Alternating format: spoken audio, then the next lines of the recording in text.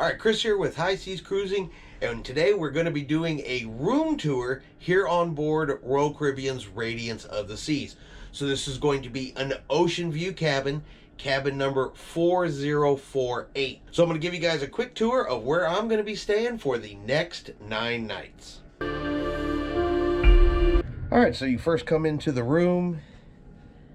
You have a small couch with a coffee table. Got some artwork. So there's the window, the bed.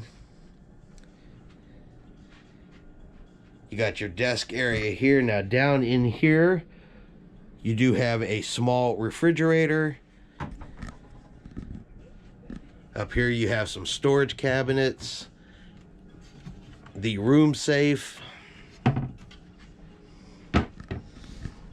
Now there's not a lot of power options in here. As you can see, there are just 2 plugs here on the desk. This is an older cruise ship, so it's definitely not as updated as some of the newer ones. You have your closet space here. Plenty of room to hang things.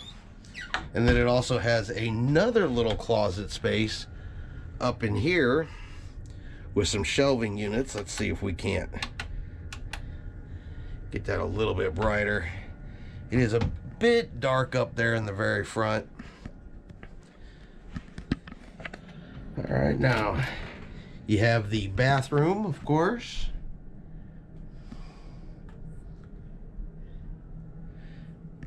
You know, not super big, but it's got all of the stuff in it that you need. It's got the shower with the shampoo and body gel. Unfortunately, though, like I said, being an older ship like this one still has the shower curtain. But it's just me in this cabin. This is a solo cruise, so not too bad.